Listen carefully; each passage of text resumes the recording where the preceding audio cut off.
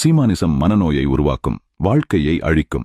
நாம் தமிழர் ஒருபோதும் வெல்லாது. பர்சை பதம். அப்புறம் அந்த ராகவ லாரன்ஸ் அவர்களை பத்தி பேசும்போது, இந்த 1 கோடி ரூபாய் யார்கிட்ட கொடுத்தா அப்படின்னு கேள்வி கேட்டுட்டு, இந்த தொழில லஞ்சம் கொடுத்து சேதனை பார்த்திருப்பீங்க, இந்த புரட்சி போராட்டத்துல லஞ்சம் கொடுத்து சேதனை பார்த்திருக்கீங்களா அப்படின்னு சொல்லி ராகவ லாரன்ஸ் ஒரு மாதிரி மட்டமா கிண்டல் பண்ணிருந்தாப்ல. ஒரு போராட்டத்தில் புரட்சியில் லஞ்சம் கொடுத்து செய்து கொண்ட ஒரு போராட்டக்காரன் நீங்க பார்த்திருக்கியா? ஒரு தொழில வியாபாரத்துல பங்கு சேர்ந்துக்குருவான், 1 கோடி தரையை நீ சேர்த்துக்கிட்டு. புரட்சியில போராட்டத்துல 1 கோடி கொடுத்து போராட்டத்துல சேர்ந்துக்கிட்ட ஒரு வீரனை நான் இப்பதான் பாக்குறேன். 1 கோடி கொடுக்குறேன், என்னையும் ஆட்டத்தில் சேர்த்துக்கிறியாடா? டே, என்னையும் சேர்த்துக்கிறியா? அதாவது அந்த போராட்டத்துல ஒரு 1 கோடி ரூபாய் கொடுத்துதான் லஞ்சம் கொடுத்து போய் போராட்டத்தை கடந்தாப்ல அப்படின்னு சொல்லி நக்கல் அடிச்சாப்ல. ஆக்சுவலா இவரே ஆரம்ப காலகட்டத்துல இந்த கம்யூனிஸ்ட் அந்த மீட்டிங்கு, அப்புறம் இந்த திராவிட மீட்டிங்லாம் நானும் ஏறி பேசுறேன் அப்படின்னு சொல்லிதான் பேசினாலும் அது ஒரு பக்கம் இருந்தாலும், இன்னொன்னு இந்த தமிழ்நாட்டுல யார் அரசியல் கட்சி ஆரம்பிச்சாலும் நீ ஏன் வர அப்படின்னு சொல்லி கேட்பாப்புல. இப்போ இந்த தமிழ்நாட்டுல அரசியல் கட்சி ஆரம்பிக்கிற எல்லாரும் பாத்தீங்கன்னா அவங்க சொந்தமா கஷ்டப்பட்டு சொந்த உழைப்புல சொந்தமா கட்சி ஆரம்பிச்சவங்க, ஓகேவா? அவங்கள போய் கேள்வி கேட்கறதுக்கு சீமானுக்கு எந்த விதமான அருகதையும் தகுதியும் கிடையாது. ஏன்னா அந்த ஆளு ஒரு வாடகை கட்சி தான் நடத்துறாப்புல. கட்சியில இந்த நிர்வாகிகளுக்கு, இந்த கேண்டிடேட் எல்லாம் ஏதாவது பிரச்சனை வந்துருச்சு, இந்த அடிப்படை உறுப்பினர் எதனா பிரச்சனை அப்படின்னு போய் கேட்டோம் அப்படின்னா, எப்ப பார்த்தாலும் நான் அடிக்கிறதா முடிவு, இது ஏன் கட்சின்னு சொல்லுவாப்புல. இது என்ன உன் உழைப்புல உன்னோட கஷ்டத்துல உருவான கட்சியா? இது சீபா ஆதித்யநாரோட கட்சி. இந்த கட்சியில ஏதாவது ஒரு பிரச்சனை அப்படின்னு போய் கம்ப்ளைண்ட் பண்ணாங்க அப்படின்னா, அந்த உறுப்பினர்கள் யாரா இருந்தாலும் போய் கம்ப்ளைண்ட் பண்ணாங்கன்னா, நான் எடுக்கிறதா முடிவு, ஏன்னா இது ஏன் கட்சி, நான் சொல்றதா நீ கேட்டோம் அப்படின்னு சொல்றதுக்கு சீமானுக்கு எந்த விதமான ஒரு தகுதியும் கிடையவே கிடையாது. ஏன்னா இது சீமானோட உழைப்புல உருவான கட்சியே இல்லை, இது சீபா ஆதித்யநாரோட கட்சி. இந்த தினத்தந்தி நிறுவனர் இல்லையா, அவரோட கட்சி இந்த நாம் தமிழர் கட்சி. சீபா ஆதித்யநாத் அவர்கள் 1942ஆம் வருஷம் தமிழ் ராஜ்யம் அப்படின்ற ஒரு கட்சி ஆரம்பிச்சிருந்தாரு. அதை உலக வாழ் தமிழர்களுக்காக, தமிழ் மக்கள் நலனுக்காக 1958ஆம் வருஷம் நாம் தமிழர் இயக்கம் அப்படின்ற பேர்ல ஆரம்பிச்சிருந்தாரு.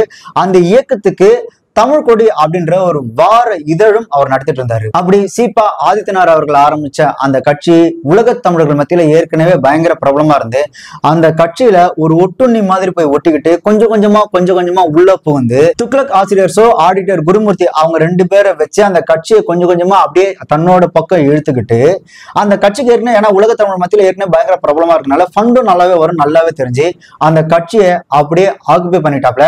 அண்ட் துக்ளக் ஆசிரியர் சோ இருக்காரு இல்லையா, அவர் வந்துட்டு பக்கா ஏடிஎம்கே, ஜெயலலிதாக்கு பயங்கர சப்போர்ட் அப்படின்றதுனால அவங்க வாங்கி கொடுத்ததுனாலதான் இவர் அந்த 2010 அந்த காலகட்டத்துல பாத்தீங்கன்னா ஜெயலலிதா அவர்களுக்கு ஏடிஎம்கே பயங்கர சப்போர்ட்டா இருந்ததுக்கு இன்னொரு முக்கிய காரணமே. சோ தமிழ்நாட்டுல இருக்கிற எல்லா கட்சியா இருந்தாலும் சரி, பழைய கட்சியா இருந்தாலும் சரி, புதிய கட்சியா இருந்தாலும் சரி, பாமக, விடுதலை சிறுத்தைகள், அப்படி இல்லையா இப்ப ஆரம்பிச்ச விஜய், அதுக்கப்புறம் டி ராஜேந்தர், ராமராஜ், பாக்கியராஜ், கார்த்தி, இப்படி எல்லாருமே பாத்தீங்கன்னா அவங்க கஷ்டப்பட்டு உழைச்சு அவங்களோட சொந்த உழைப்புனாலதான் அந்த கட்சியை உருவாக்கி வச்சிருந்தாங்க. இந்த ஆள் மாதிரி வாடகை கட்சி அவங்க நடத்தல. நீங்க மத்த எல்லா கட்சியில இருந்து அறிக்கை வந்தது அப்படின்னா அது அந்த கட்சியின் தலைவர் இந்த அறிக்கையை விடுத்துள்ளார் அப்படின்ற மாதிரிதான் வரும். அது விஜய் கட்சியா இருந்தாலும் சரி, இல்ல டி ராஜேந்தர் கட்சியா இருந்தாலும் சரி, அப்படி இல்லைன்னா விடுதலை சிறுத்தைகள், பாமக, இந்த கட்சியெல்லாம் பாத்தீங்கன்னா இந்த கட்சியின் தலைவர் இந்த அறிக்கையை கொடுத்துள்ளான்னு வரும். ஆனா நாம் தமிழருக்கு மட்டும் எப்படி வரும் அப்படின்னு பாத்தீங்கன்னா, ஒருங்கிணைப்பாளர் சீமான் இந்த அறிக்கையை விடுத்துள்ளாருன்னு தான் வருமே தவிர தலைவர் சீமான் அறிக்கையை விடுத்துள்ளான்னு வரவே வராது. ஆக்சுவலா நான் ஒருத்தங்கிட்ட கேட்டேன், ஏன்டா உங்களுக்கு ஏதாவது தெரியுமாடா, ஏன் இந்த கட்சியில சீமான் அவர் ஏன் தலைவர்னு சொல்றதுலன்னு தெரியுமாடா அப்படின்னு கேட்டதுக்கு ஒருத்தன் புத்திசாலி அந்த கட்சியில சொன்னா, எங்களுக்கு தலைவர்னா பிரபாகரன் மட்டும்தான், அதனாலதான் சீமான் வந்துட்டு தலைவரும் போட்டுக்கவே இல்லை அப்படின்னு முட்டாள்தனமா சொன்னா. ஆக்சுவலா அந்த கட்சியின் நிறுவன தலைவர் யாரு அப்படின்னு பாத்தீங்கன்னா சீபா ஆதித்யநாத் அவர்கள். சோ இவரு சீமான் எப்படி அப்படின்னு பாத்தீங்கன்னா, இப்போ ஒரு மன்றம் இருக்கு, இல்ல ஏதோ ஒரு அமைப்பு இருக்குன்னா, இப்ப நாம இருக்கிறோம், அந்த மன்றத்துக்கிட்ட அந்த அமைப்பு கிட்ட போயிட்டு நான் ஒரு கூட்டம் நடத்துறேன், அதுக்கு உங்க மன்றத்தோட உங்க அமைப்போட பேரை நான் பயன்படுத்திக்கிறேன், நான் ஒருங்கிணைச்சு ஒரு கூட்டத்தை நடத்திக்கிறேன் அப்படின்னு சொன்னா எப்படி இருக்குமோ, கிட்டத்தட்ட அந்த மாதிரி தான் நாம் தமிழர் கட்சி இருக்கு இல்லையா, அந்த கட்சியோட பேரை பயன்படுத்தி நான் கூட்டம் நடத்துக்கிறேன்னு சொல்லி அப்படி நடத்தினவர் தான் சீமானவர்கள். அதனாலதான் அந்த கூட்டத்தை ஒருங்கிணைச்சு நடத்தினாலதான் ஒருங்கிணைப்பாளர் சீமான்ற பேரே வருது. இதுவே இவங்களுக்கு இன்னும் தெரியவே இல்லை. இவனுங்களுக்கு இந்த உண்மையே தெரியாம மத்த கட்சியை போயிட்டு அவன் சொந்தமா கஷ்டப்பட்டு உழைச்சு ஆரம்பிச்ச கட்சியை போயிட்டு வல்லுவலன்னு கட்சிட்டு இருக்கிறானுங்க. நீங்க இந்த மத்த கட்சி இந்த உழைச்சி ஆரம்பிச்சு ஒரு சில கட்சி ஆரம்பிச்சார பார்த்தீங்களா, அவனை போயிட்டு நீங்க வல்லுவலன்னு கடிக்கிறதுக்கு முன்னாடி உங்களுக்கு உண்மையிலேயே சூடு சொர்ணம் ஏதாவது இருந்ததுன்னா முதல்ல சொந்தமா ஒரு கட்சி ஆரம்பிச்சு அந்த கட்சியின் வாயிலா போயிட்டு அடுத்தவன கேள்வி கேளுங்கடா. நீங்களே வாடகை கட்சியில இருந்துகிட்டு சொந்தமா கட்சி ஆரம்பிச்சுட்டு போயிட்டு கேள்வி கேட்கறதுக்கு உங்களுக்கு எல்லாம் என்னடா தகுதி இருக்கு? முதல்ல சொந்தமா கட்சி ஆரம்பிங்க, அப்புறம் சொந்தமா கட்சி ஆரம்பிச்சுன்னு பார்த்து கேள்வி கேளுங்க. அப்புறம் சீமான் இன்னொன்னு சொல்லியிருந்தாரு மேடையில, கிறிஸ்தவமும் இஸ்லாமும் சாத்தானின் பிள்ளைகளா மாதிரி பல வருஷம் ஆயிடுச்சு அப்படின்னு பேசியிருக்காப்ல.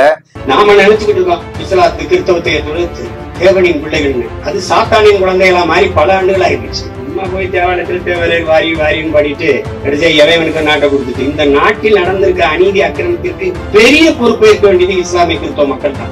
அவனுங்கெல்லாம் எவ்வளவு திமிர் இருக்கணும். ஆக்சுவலா அதனால என்ன காண்டு அப்படின்னா, கிறிஸ்டியன்ஸ் சொல்லி முக்கியமா முஸ்லிம்ஸ் பாத்தீங்கன்னா எப்பவுமே டிஎம்கேக்கு தான் ஓட்டு போடுவாங்க. அந்த காண்டுல கிறிஸ்தவமும் இஸ்லாமும் சாத்தானின் பிள்ளைகளா மாறிச்சு அப்படின்னு பேசுறாப்ல.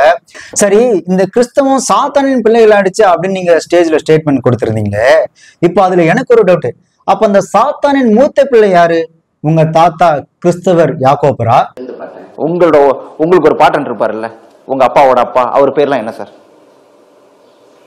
எங்க அப்பாவோட அப்பா பேரு யாகப்பர். எங்க அப்பாவோட அப்பா பேரு யாகப்பர். இல்ல அடுத்த பிள்ளை யாரு? அப்பா செபாஸ்டினா?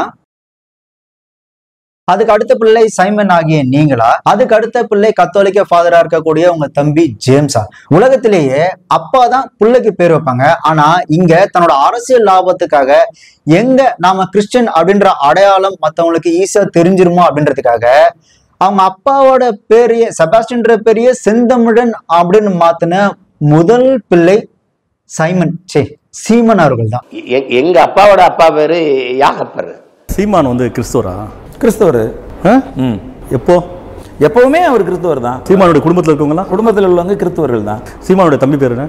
ஜேம்ஸ். அவரும் கிறிஸ்தவர் இல்லையா? சீமானுடைய அப்பா பேரு ஜெபஸ்டின் நினைக்கிறேன். அடுத்து இவங்களோட புத்தி எப்படியானது அப்படின்றத இந்த மக்கள் கண்டிப்பா தெரிஞ்சுக்கணும்.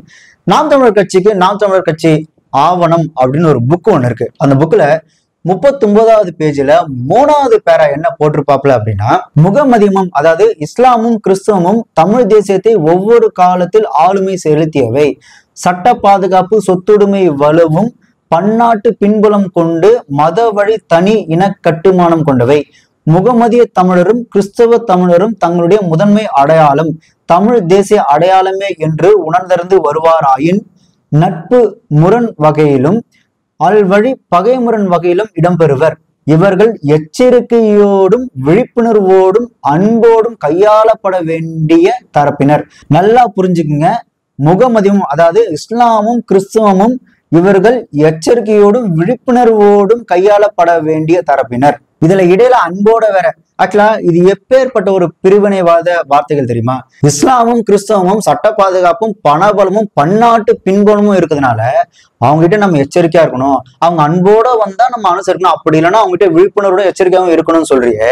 நீ எப்பேற்பட்ட ஒரு கேவலமான ஒரு பிரிவினைவாத புத்தியோட இருக்கிற ஆள் இப்ப நல்லா தெரியுதா? நீ எப்பேற்பட்ட ஒரு கேவலமான பிரிவினைவாதினி. அதுவும் தமிழ் தேசியம் என்று உணர்ந்து வருவாயின் அவங்களோட நட்பு முரணா இல்லைன்னா பகை முரணா? இப்போ அது என்ன இஸ்லாமும் கிறிஸ்தவம் ஏன் ஹிந்துல யாரும் தமிழ் தேசத்துக்கு எதிராக இருந்ததே கிடையாதா? அப்படின்னா மத்த மதத்துல இந்த புத்திசம் இந்த ஜென் இதெல்லாம் யாரும் எதிராக இருந்ததே இல்லையா? அது என்னடா இஸ்லாமும் கிறிஸ்தவமும் அவங்க சட்ட பாதுகாப்பு பணபல பாதுகாப்பு பன்னாட்டு பின்புலன்னு எதுக்கு அப்படி கேவலமான ஒரு பிரிவினத்தை தூண்டி எதுக்கு இப்படி ஒரு கேவலமான ஒரு குழப்பு? கிறிஸ்தவமும் இஸ்லாமும் தமிழன் சமயமே இல்லையே. ஒன்னு ஐரோப்பிய மதம், இன்னொன்னு அரேபிய மதம். சிவகோத்திரம். ஏன்னா நாங்க சிவ சமயம். எங்க அப்பாவுடைய சொத்து பத்திரம் இருக்கு, நீங்க வாங்க நான் வீட்டுல காட்டுறேன். சிவ கோத்திரம்னு எழுதிருக்குது. அதுல உங்களுக்கு ஒரு பாட்டன் இருப்பாருல்ல, உங்க அப்பாவோட அப்பா, அவர் பேர்லாம் என்ன சார்?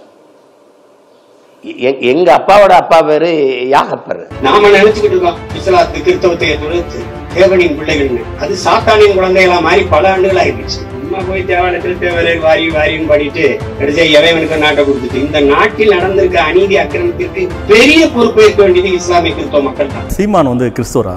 கிறிஸ்தவர். எப்போ? எப்பவுமே அவர் கிறிஸ்தவர் தான். சீமானுடைய குடும்பத்தில் இருக்கவங்களா? குடும்பத்தில் உள்ளவங்க கிறிஸ்தவர்கள் தான். சீமானுடைய தம்பி பேரு என்ன? ஜேம்ஸ். அவரும் கிறிஸ்தவர் இல்லையா? சீமானுடைய அப்பா பேரு ஜெபஸ்டின் நினைக்கிறேன். எங்க அப்பாவோட அப்பா பேரு யாகப்பர். அப்புறம் அதனோட யார் அரசியல் கட்சி ஆரம்பிச்சாலும் இல்ல எந்த ஒரு நபர் பின்னாடி ஒரு கூட்டம் கூடினாலும் எந்த ஒரு நடிகர் வந்தாலும் நீ தமிழ்னா, நீ தெலுங்குனா, நீ மராட்டியனா, நீ கன்னடனா சொல்லி எதுக்கு குலைச்சிட்டே இருக்கிற? இப்போ பிரச்சனை என்ன? ரஜினிகாந்த் தமிழனா அஜித் தமிழனா, பிரபுதேவா தமிழனா, அர்ஜுன் தமிழனா, பிரகாஷ்ராஜ் தமிழனா, நகுல் தமிழனா, நரேன் தமிழனா, ஆரியா அப்படின்னு ஒருத்தன் சொல்றான் ஒரு மலையாளி. மான தமிழனா மராட்டியனாங்கிற சண்டை. விஜயகாந்தா முதலமைச்சர் ஆக்கிரணும்னா ஆந்திராவில் ஆகு, தெலுங்கானால போய் ஆயிக்க. ஏன் ஊர்ல உனக்கு என்ன வேலை? தமிழ்நாட்டு தமிழன் தான் ஆள வேணும், தமிழன் தான் அதிகாரம் செலுத்தணும் அப்படின்னு நீ சொல்ற. சரி, ஓகே, நான் பாயிண்ட் ஆஃப் படியே வரேன். எனக்கு இந்த மாதிரி பிரிவினைவாதம் பேசல கொஞ்சம் கூட விருப்பம் இல்லை. ஆனா அவங்களுக்கு இப்படிதானே பதில் சொல்லணும், அதனால அப்படியே சொல்றேன். இப்ப நீ என்ன சொல்ல வர? தமிழன் தான் அதிகாரம் செலுத்தணும், தமிழன் தான் ஆளணும் சொல்ற. சரி, ஓகே, அதை நான் ஏத்துக்கிறேன். ஆனா அதை நீ ஏன் சொல்ற? அப்படி பார்த்தா கூட உனக்கு அதை சொல்றதுக்கு எந்த உரிமையும் கிடையாது. ஏன்னா முதல்ல நீயே தமிழன் கிடையாது. உங்க தாத்தா யாகோப்பர் யாரு? மலையாள கிறிஸ்தவர். உங்க தாத்தா யாகோப்பு மலையாள கிறிஸ்தவர். ஆக்சுவலா நீயே ஒரு மலையாளி தான். உங்க பரம்பரையே ஒரு மலையாளி பரம்பரை தான். ஒரு மலையாளி பரம்பரையான நீ தமிழ்நாடு எங்களை எப்படி நீ ஆதிக்கம் செலுத்த முடியும்? நீ எப்படி எங்களுக்கு வந்துட்டு ஆர்டர் போட முடியும்? உனக்கு என்ன ரைட்ஸ் இருக்கு? முதல்ல நீயே தமிழன் கிடையாது. ஏன்டா தம்பிங்களா, இந்த ஊர்ல இருக்கவங்கலாம் வாங்கி குடிச்சு பார்த்தா அவன் தமிழனா, தெலுங்கனா, கன்னடனா, மராட்டியனா சொல்லி டெஸ்ட் பண்ணீங்களே. உங்க பக்கத்துல உங்க ஒன்ன இருந்தாரு, ஏன் ஒன்ன கிட்ட வாங்கி கொஞ்சம் குடிச்சு போய் டெஸ்ட் பண்ண வேண்டியதானே? ஒன்னனே தமிழ் கிடையாதுரா, அவரே மலையாளி. அவங்க தாத்தா யாகோப்பர் ஒரு கிறிஸ்தவ மலையாளி. இதுவே தெரியாம நீங்கெல்லாம் அடுத்தவனை வந்து கிண்டல் பண்ணிட்டு இருக்கிறீங்க. அடுத்தவன் தமிழா, தெலுங்கா, மலையாளமா சொல்லி பேசிட்டு இருக்கீங்களே. நீயே ஒரு அடிமுட்டாளா இருக்கிற. இதுல நீ அடுத்தவன் எப்படா தற்கொலைன்னு சொல்ற? இதோட முடிஞ்சது இல்ல, முடியல. இந்த கதை தொடரும். பயமா இருக்கா? இதுக்கப்புறம் இன்னும் பயங்கரமா இருக்கும்.